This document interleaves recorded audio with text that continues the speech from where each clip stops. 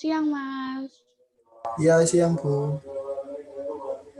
Ya, sesuai dengan data yang saya miliki ini, apakah benar ini dengan Mas Fikri yang sudah masuk tempat rehabilitasi selama 3 hari ya? Iya, benar. Saya Fikri, Bu. Oh iya, bagaimana kabarnya Mas Fikri hari ini? Kabar saya hari ini sih seperti yang Ibu lihat. Baik-baik saja sih. Alhamdulillah. Saya lihat ini sepertinya baik-baik saja ya. Oke, semoga Mas Fikri sehat selalu dan tetap semangat meskipun dalam keadaan pandemi seperti ini. Apalagi kan berada di tempat rehab ya. Oke, sebelumnya saya ucapkan terima kasih sekali atas kesediaan Mas Fikri menghadiri konseling rehabilitasi pada siang hari ini, meskipun ya dilakukan secara daring ini ya. Ya, sama-sama, Bu. Oke, sebelum kegiatan dimulai, alangkah baiknya kita berdoa menurut agama dan kepercayaan masing-masing. Apakah Mas Fikri mau memimpin? Ya, boleh-boleh. Langsung saja ya, Bu. Baik, sebelum Ya, melakukan kegiatan hari ini, alangkah baiknya kita berdoa. Berdoa menurut agama dan keyakinan masing-masing. Berdoa mulai. Berdoa dicukupkan. amin. Oleh Ya. Baik, terima kasih Mas Fikri sudah memimpin doa. Ini pertama kalinya ya kita bertemu untuk melaksanakan kegiatan konseling rehab. Iya, Bu, benar. Pertama kali ini. Oke, kalau begitu, bagaimana kalau kita perkenalan terlebih dahulu agar lebih akrab? Karena kan saya hanya mengetahui nama Mas Fikri saja. Nanti Mas Fikri bisa ceritakan kegiatan sebelum masuk rehabilitasi ini masih kuliah atau sudah bekerja. Hanya begitu saja. Bagaimana? Ya, Bu, boleh-boleh. Oke, mulai dari saya dulu. Nama saya Brosa, di sini sebagai konselor dan Mas Fikri sebagai konselinya ya. Untuk selanjutnya boleh dilanjutkan oleh Mas Fikri. Baik ya, perkenalkan dari saya. Perkenalkan, nama saya Muhammad Ali Fikri. Saya sarjana psikologi. Akan tetapi saat ini saya masih belum mendapatkan pekerjaan. Oh, oke. Baik, terima kasih Mas Fikri sudah memperkenalkan dirinya. Oke, kita lanjutkan saja. Sesuai jadwal kegiatan hari ini, yaitu melakukan konseling rehabilitasi. Nah, saya ingin bertanya terlebih dahulu. Apakah Mas Fikri ini sebelumnya pernah melakukan konseling rehab? Belum pernah sih, pertama kali ini.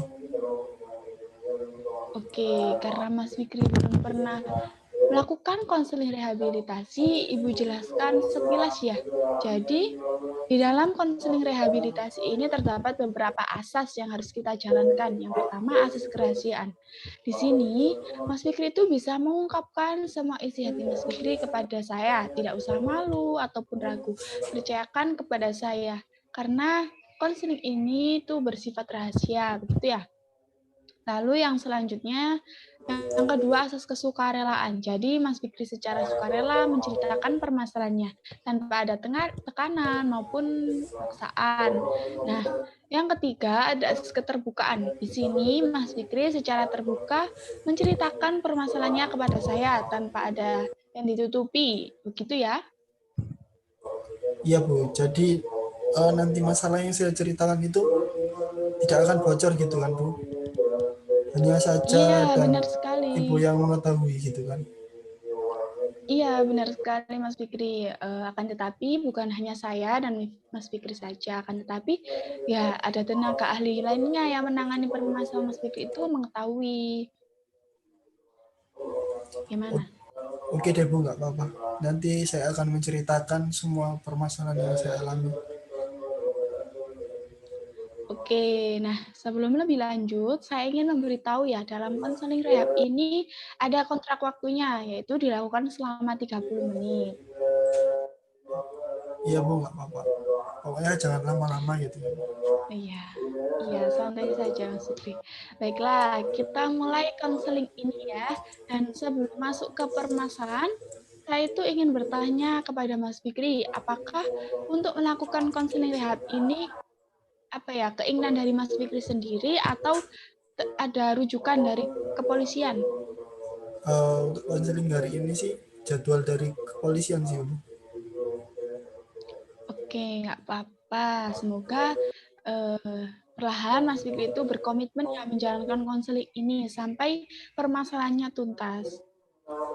Baik, Bu. Bagaimana? Nggak Oke. apa-apa. Oh iya, Mas Fikri, kegiatannya apa saja selama di rehabilitasi ini? Untuk kegiatan selama di sini sih paling ya pagi itu diajak olahraga, kemudian jalan-jalan, Ya, terus juga kadang itu ada eh, kegiatan kajian gitu, Bu. Sosialisasi seperti itu, Bu. Itu sih cuma itu. iya, iya, iya sih. Itu sudah bagus sekali, Mas Fikri mau melakukannya. Oke, sesuai data yang saya dapatkan ini, Mas Fikri itu kasusnya kecanduan nafsa suntik ya? Apakah benar? Iya, Bu, benar seperti itu. Oke, kalau boleh tahu, sejak kapan Mas Fikri itu menggunakan narkoba jenis itu? Untuk mengkonsumsi ya itu ya berjalan sekitar 1 tahunan lah, Bu. Hmm, sudah lumayan lama ya, Mas. Oke, bisa diceritakan awal mula Mas Fikri itu mengenal nafsa suntik itu dari mana? Apakah dari lingkungan keluarga, teman, atau Mas Fikri itu iseng-iseng mencoba? Kalau dari awal sih ceritanya itu dari lingkungan, Bu, dari teman-teman, karena kan pergaulan saya itu kurang baik gitu, Bu. Tapi ya mau gimana lagi gitu, awalnya sih coba-coba gitu, nah sampai sekarang jadi ketagihan, semakin ketagihan gitu. Oh, baik. Jadi awal mulanya itu dari teman-teman Mas Fikri, lalu Mas Fikri itu ada inisiatif untuk iseng mencoba, begitu ya? Iya, Bu, benar begitu. Jadi apakah dulu saat menggunakan nafsa suntik ini, Mas Fikri melakukannya secara bergantian dengan teman-teman, suntikannya itu, atau bagaimana melakukannya, Mas? eh untuk terkait penggunaannya ya, suntikannya itu biasanya itu bergantian, Bu. Jadi giliran dengan satu suntikan yang sama gitu. Oh iya, jadi begitu. Jadi sebenarnya sebelumnya saya itu ingin memberikan sedikit informasi ya, Mas. Seharusnya suntikan itu tidak boleh digunakan secara bergantian dengan teman-teman, ya agar tidak tertular penyakit seperti HIV atau yang lainnya. Kan tetapi Mas Fikri kan saat ini sudah di tempat rehabilitasi ya. Semoga segera sembuh dari kecanduan nafsa suntik agar tidak mengulanginya lagi. Iya, iya, Bu. Oke, selanjutnya apa yang Mas Fikri rasakan setelah menjadi pecandu narkoba itu? Yang dirasakan dalam hal apa ya, Bu? Ya, seperti apakah Mas Fikri itu senang merasakan pernah mencoba narkoba atau malah sedih sudah terjerumus dalam dunia hitam menjadi pecandu narkoba? Perasaannya itu bagaimana sekarang? Eh, Ya kalau dulu sih pas kalau mengkonsumsi itu rasanya sih enak gitu, ngefly gitu. Tapi yang saya rasakan Ya. saat ini kalau tidak mengkonsumsi lagi itu rasanya jadi nggak semangat gitu, Bu, buat apa-apa. Yang saya lakukan itu jadi Hmm, nggak enak gitu. oke ya. Kalau boleh tahu, seberapa sering Mas Fikri itu menggunakan nafsa suntik ini? Kalau terkait beberapa sering sih ya nggak pasti sih, Bu. Biasanya sih setiap hari bahkan terlalu sering. Hmm, Apalagi kalau permasalahan yang saya hadapi itu sangatlah banyak gitu. Itu malah oke. terlalu sering mengkonsumsi, Bu. Oke, baik. Di sini saya cukup tertarik sekali dan antusias dari permasalahan Mas Fikri dalam melakukan konseling RAP ini. Saya ingin tanya lebih dalam lagi ya, Mas. Apakah Mas Fikri ini tahu tentang dampak positif dan dampak negatif dari nafsa suntik? Ya yang saya tahu dampak positifnya sih itu bisa melupakan semuanya gitu. Jadi semua permasalahan saya itu kayak nggak ada beban, itu bisa hilang seketika. Saya itu bisa menjadi tenang dan nyaman. Nah, dengan begitu maka rasa percaya diri saya itu akan meningkat dan tidak merasa cemas lagi. Kalau dampak negatifnya sih ya itu, kalau nggak mau konsumsi itu jadi nggak semangat, nggak ada gairah untuk Iya, melakukan kegiatan gitu, nggak ada motivasi lah oke. buat hidup. Iya, benar sekali. Jadi, dapat saya tangkap ya, Mas, dari permasalahan kecanduan Mas Fikri ini sebenarnya itu dilatar belakangi suatu permasalahan sampai jadi pecandu narkoba. Kira-kira permasalahan pemicunya itu seperti apa ya, Mas? Oh, jadi gini Bu, saat malam hari itu saya sering banget merasa ketakutan karena rasa kecemasan yang kuat pada diri saya itu. Hidup saya itu serasa selalu kesepian gitu. Hmm, Kalau saya boleh tahu, perasaan takut dan cemas yang Mas Fikri alami ini seperti apa? Jadi kecemasan saya itu takut kalau diri saya itu untuk kedepannya tidak bisa menjadi orang yang sukses gitu. Kan saya juga pengangguran. Di satu sisi saya itu cemas tidak segera mendapatkan suatu pekerjaan gitu. Oh ya, saya dapat memahami yang Mas Fikri rasakan saat ini ya. Jadi Mas Fikri itu takut akan keadaan Mas Fikri ke depannya itu akan seperti apa, begitu? Ya benar Bu. Terkadang itu saya merasa tidak percaya diri gitu dengan potensi yang saya miliki gitu. Potensi yang ada pada diri saya gitu. Oke, baik. Mas Fikri mengatakan bahwa Mas Fikri itu merasa tidak punya percaya diri akan potensi yang dimiliki. Bisa dijelaskan merasakan hal itu tuh dalam hal apa ya, Mas? Uh, Gini Bu, saat mencari pekerjaan kan saya selalu ditolak Bu. Saya sekarang itu merasa tidak memiliki rasa percaya diri yang kuat untuk menjalani hari-hari. Apalagi dari lingkungan keluarga itu kurang perhatikan saya. Kan kalau teman-teman itu care gitu, ada komunikasi meskipun Iya. teman-teman saya kan kurang baik dalam pergaulannya, tapi ya cuma mereka yang ada buat saya gitu. Oh iya, jadi dapat saya tangkap faktor permasalahan pemicunya itu. Jadi Mas Fikri merasa stres, tidak segera mendapat pekerjaan. Lalu ditambah lagi orang tua tidak memperhatikan. Dan saat ini tuh Mas Fikri merasa nyaman ya dengan teman-teman yang menjerumuskan Mas Fikri menjadi pecandu narkoba. Karena teman-teman Mas Fikri itu care kepada Mas Fikri. Apakah begitu? Ya benar seperti itu. Baik, saya ingin menanyakan sesuatu lagi kepada Mas Fikri. Apakah Mas Fikri ini mempunyai seseorang yang dicintai dan disayangi dari kehidupan Mas Fikri? Nggak ada sih, cuma ya orang tua itu, apalagi saya anak tunggal gitu. Oh, lalu seberapa tinggi sayangnya Mas Fikri kepada orang tuanya? Sebenarnya sih sangat sayang ya, tapi semuanya itu sibuk dengan pekerjaannya masing-masing sampai Hmm, saya anaknya sendiri itu tidak diperhatikan meskipun belum mendapatkan pekerjaan gitu. Jadi di rumah itu serasa tidak ada komunikasi antara anak dengan orang tua gitu. oh iya, saya dapat mengerti apa yang Mas Fikri rasakan. Jadi Mas Fikri ini tinggal di keluarga yang sibuk ya, sibuk dengan kerjaannya masing-masing. Jadi sampai melupakan dan kurang perhatian pada anaknya. Iya Bu. Apakah orang tua Mas Fikri mengetahui kalau Mas Fikri sebagai pecandu narkoba? Eh, Sebelumnya sih nggak ada ya yang mengetahui. Terus setelah kejadian ini tertangkap oleh polisi ya, jadi semuanya itu mengetahui gitu. Oke, lalu saat ditangkap, Mas Fikri ditangkap itu bagaimana respon atau reaksi dari orang tuanya, Mas?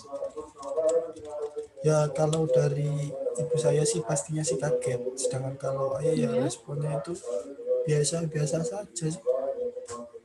Oke. Oke, baik. Saya ingin menanyakan kondisi Mas Fikri saat ini. Apa yang Mas Fikri rasakan tentang kondisinya saat ini yang berada di tempat rehab ini? Ya biasa saja sih, gini-gini aja. Oh iya, biasa ya. Oke, ketika orang tua Mas Fikri itu mengetahui kondisi Mas Fikri saat ini jadi pecandu narkoba, kira-kira Mas Fikri itu berharap kepada orang tuanya itu harusnya bagaimana? Harapan saya sih mereka itu bisa lebih care gitu ke anaknya. Jadi Ya. nggak dikasih duit melulu, tapi juga butuh komunikasi dan kasih sayang. Karena kan hal semua itu tidak bisa dinilai dengan materi. Gitu sih, Bu. Oke. Saat Mas Fikri 1 tahun yang lalu sebelum mengenal narkoba, bagaimana perbedaan kehidupan sebelum dan sesudah menjadi pecandu narkoba ini? Nggak jauh beda sih. Kalau kalau dulu sih ya awalnya itu ada komunikasi dengan orang tua. Kalau sekarang sibuk dengan Ya. rutinitas masing-masing gitu. Mereka sedang sibuk gitu. Apalagi saya masih belum mendapatkan pekerjaan, dan di posisi itu teman-teman itu selalu ada buat saya. Sebenarnya sih dulu saya juga nggak mau, tapi karena dipaksa terus nggak enak juga sama teman-temannya, gimana lagi gitu. Oke. Oke, selanjutnya. Apakah sekarang Mas Fikri merasa narkoba itu mengganggu kehidupan Mas Fikri? Untuk sekarang sih iya Bu, karena kalau nggak mengkonsumsi itu nggak enak gitu, nggak ada motivasi buat hidup. Oke, baik. Kalau saya bertanya, apa pentingnya narkoba buat Mas Fikri dalam hidupnya itu dari skala 1 sampai 5. Kalau 1 itu tidak terlalu penting, kalau 5 itu artinya sangat penting. Mas Fikri memilih dari angka 1 sampai 5 itu berapa? Kalau untuk sekarang sih satu ya Bu, karena sekarang itu saya ingin berubah gitu Bu. Iya. Berarti Mas Fikri ini ada keinginan ya untuk berubah. Jika saya tanya lagi dari skala 1 sampai 5, 1 itu tidak siap berubah, 5 itu siap berubah. Seberapa siapkah Mas Fikri untuk berubah? 5 sih Bu. Oh, 5 ya. Jadi Mas Fikri sangat siap untuk berubah. Ya setelah saya ketangkap kemarin itu saya jadi sadar kalau selama ini apa yang saya perbuat, apa yang saya lakukan itu salah gitu. Iya. Baik, di sini saya menemukan beberapa pikiran yang negatif dalam cara berpikir Mas Fikri, seperti menganggap bahwa dengan mengkonsumsi nafsa dapat menyelesaikan semua permasalahan, padahal sejatinya ya itu akan menambah permasalahan. Jadi istilahnya Mas Fikri itu sedang dihantui oleh beberapa pikiran Mas Fikri sendiri dengan menganggap bahwa dirinya tidak mempunyai potensi serta merasa tidak diperhatikan oleh orang tuanya, begitu ya? Iya Bu, apa yang Ibu katakan itu benar. Bahwa saya itu terlalu memikirkan apa yang belum terjadi dan terlalu sibuk dengan pemikiran Iya. saya sendiri gitu. Iya, benar sekali, Mas. Mas ini terlalu memikirkan apa yang belum terjadi dan terlalu sibuk dengan pemikiran sendiri yang menyebabkan cara berpikir Mas Fikri itu menjadi irasional. Ya Bu, saya ingin merubah pikiran irasional saya Bu. Lalu bagaimana Bu cara saya untuk merubah pikiran yang irasional seperti ini Bu? Oh iya, jadi begini. Setelah Ibu mendengar permasalahan Mas Fikri tadi, Ibu akan membantu dengan menggunakan teknik restrukturisasi kognitif. Karena tampaknya Mas Fikri ini banyak pikiran negatifnya. Apakah Mas Fikri tahu mengenai arti dari teknik tersebut? Belum tahu. Oke, saya jelaskan ya. Jadi teknik restrukturisasi kognitif adalah salah satu teknik konseling yang bertujuan untuk membantu individu dalam mengubah pikiran atau kognisinya yang irasional menjadi pikiran yang lebih rasional, di mana hal tersebut dapat mengoptimalkan cara berpikir Mas Fikri. Nah, apakah Mas Fikri bersedia untuk melakukan tahapan yang saya jelaskan tadi? Jadi Gimana? begitu ya Bu. Bersedia sih Bu, baik saya bersedia untuk melakukan teknik tersebut. Karena sekarang juga saya itu bingung gitu dengan pemikiran saya yang selalu negatif gitu. Baiklah, Ibu ingin menanyakan sesuatu dulu. Menurut Mas Fikri, apakah dengan Mas Fikri mengkonsumsi nafsa suntik adalah jalan keluar yang terbaik? Atau langkah tadi itu merupakan hal yang menguntungkan bagi hidup Mas Fikri? Ya tidak juga sih Bu, karena ketenangan yang didapatkan setelah mengkonsumsi itu hanya saat. Tapi bagaimana lagi hal itu membuat saya kecanduan gitu. Oke, sekarang pikirkan kembali dengan perilaku seperti itu, lebih banyak positif atau negatifnya? Pasti banyak negatifnya sih. Kalau dipikir-pikir lagi ya, efek samping dari nafsa suntik itu malah akan merusak diri saya gitu. Seperti yang saya katakan tadi, ketenangan itu hanya saat, dan sesudah itu efeknya hilang dan saya akan merasakan keresahan lagi gitu. Iya, benar sekali, Mas Fikri. Coba pikirkan apabila Mas Fikri tetap terpuruk pada masalah ini dan selalu berpikiran negatif, apakah akan membuat Mas Fikri menjadi orang yang lebih baik? Tidak sih, saya harus berubah sih. Oke, perubahan seperti apa ya, Mas? Bisa Mas Fikri jelaskan lebih detail? uh, ya perubahan harus berusaha gitu untuk menghilangkan pikiran-pikiran irasional yang ada pada diri saya, dan saya juga harus merubah pikiran itu untuk berpikir secara rasional gitu Bu. Baik, di sini Mas Fikri sudah ada niatan untuk berubah dan saya sangat mendukung sekali. Tetapi, apakah Mas Fikri tidak menyesal dengan keputusan yang diambil ini? Tidak Bu, saya tidak menyesal. Dengan keputusan yang saya ambil ini saya ingin berubah menjadi lebih baik Bu. Oke, sekarang coba pikirkan. Apa yang membuat Mas Fikri ini merasa tidak segera mendapatkan pekerjaan? uh, ya selama ini sih tidak punya potensi dan skill Bu. Saya tidak uh, apa ya, tidak mampu gitu untuk melakukan hal apapun. Lantas, apakah selama perkuliahan hingga saat ini Mas Fikri itu tidak mendapatkan apapun? Iya Bu, saya mendapatkan banyak ilmu Bu. Jadi seharusnya saya memiliki potensi, akan Iya. tetapi potensi tersebut itu belum saya asah sepenuhnya gitu Bu. Iya. Lalu pikirkan orang tua Mas Fikri yang sibuk untuk bekerja sampai tidak perhatian kepada anaknya. Itu pastinya kan ada alasannya kan? Iya sih Bu, orang tua saya juga bekerjakan untuk saya gitu, untuk diri saya. Iya. Saya juga baru menyadari sih bahwa orang tua saya itu selalu memberikan apapun kepada saya. Mungkin bentuk perhatian mereka itu digantikan oleh materi, oleh fasilitas yang diberikan kepada saya gitu.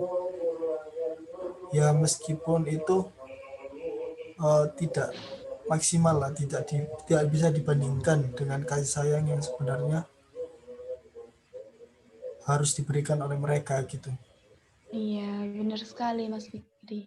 Di sini Mas Fikri sudah bisa menggantikan pikiran yang irasional menjadi pikiran yang lebih rasional seperti ini. Dan Mas Fikri harus selalu memikirkan pikiran yang rasional tersebut ya.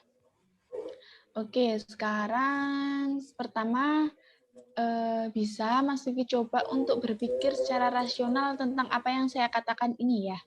Apabila Mas Fikri mengalami permasalahan seperti yang telah Mas Fikri jelaskan tadi, apakah jalan keluar yang terbaik itu dengan mengonsumsi nafsa suntik? Tidak Bu, itu hal yang salah.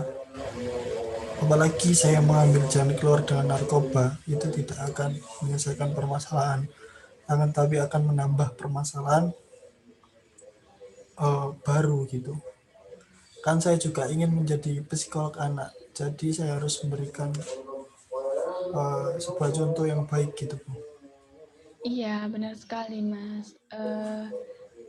Sekarang Mas Fikri kan tidak segera mendapatkan pekerjaan ya. Apa yang Mas pikirkan secara rasional tentang hal tersebut? Saya yakin sih, saya itu memiliki potensi, akan tapi potensi yang ada pada diri saya itu belum saya asah sepenuhnya. Sehingga untuk menunjukkan potensi itu saya harus selalu berusaha dan belajar. Dengan begitu, saya dapat menjadi psikolog bagi anak-anak yang mengalami kesulitan. Sehingga saya itu harus merasa lebih percaya diri lagi gitu. Iya, bagus sekali Mas Fikri. Lalu berkaitan dengan orang tua Mas Fikri tadi ya, apa yang akan Mas Fikri lakukan selanjutnya untuk menghadapi orang tuanya tersebut yang kurang memperhatikan? Saya akan mengubah pikiran saya, Bu, bahwa saya itu harus mencari pekerjaan, bekerja untuk mereka. Mungkin mereka itu tidak sempat berikan perhatian itu karena sudah menganggap saya itu selayaknya orang dewasa. Ya, mungkin kedepannya saya akan mencoba untuk menjaga komunikasi dengan kedua orang tua saya. Gitu. Iya, bagus sekali yang dikatakan oleh Mas Fikri. Kalau yang kurang perhatian itu, apakah Mas Fikri akan mencari kesenangan dengan teman-teman lagi seperti yang dulu itu atau bagaimana? Ya dengan teman-teman sih juga, iya Bu, tapi saya harus Iya. memilih pergaulan yang positif. Seperti mengajak ngobrol dengan orang tua saya agar komunikasi itu berjalan seperti semula. Jadi saya itu harus lebih terbuka kepada orang tua saya juga sih gitu. Iya, bagus sekali. Jika Mas Fikri sudah bisa menemukan pikiran yang rasional dan yang positif, semoga apa yang diharapkan Mas Fikri dapat tercapai ya. Ya Bu, saya yakin bisa. Ya, baik. Jadi di sini dapat saya simpulkan, Mas Fikri itu mempunyai keinginan untuk berubah, bisa dengan mulai menyibukkan diri seperti dengan apa ya, yang lebih positif lagi agar rasa kecanduannya itu perlahan hilang. Seperti ibadahnya ditingkatkan, lalu terus mengembalikan skill-skill yang dimiliki, atau komunikasinya dengan orang tua itu diperbaiki lagi. Lalu saya ingin tanya kembali, misal Mas Fikri itu sudah berubah ya, sudah sembuh. Apa yang akan Mas Fikri inginkan untuk selanjutnya? Ya mungkin saya ingin berkumpul dengan keluarga saya dan mencari pekerjaan secara maksimal gitu, semaksimal mungkin lah agar saya dengan keinginan yang saya inginkan.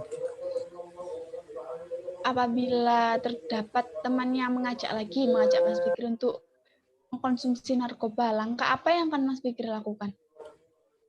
Harus benar-benar menolak sih, uh, dengan mengatakan tidak, karena kan kalau yang dulu itu karena ada rasa nggak enak gitu ke teman-teman Iya. yang sudah care pada saya gitu.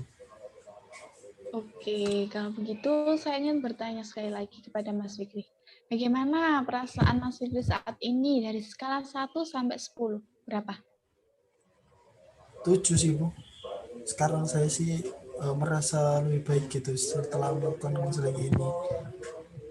Iya. Saya itu bisa lebih tahu gitu apa yang harus saya lakukan untuk kedepannya gitu.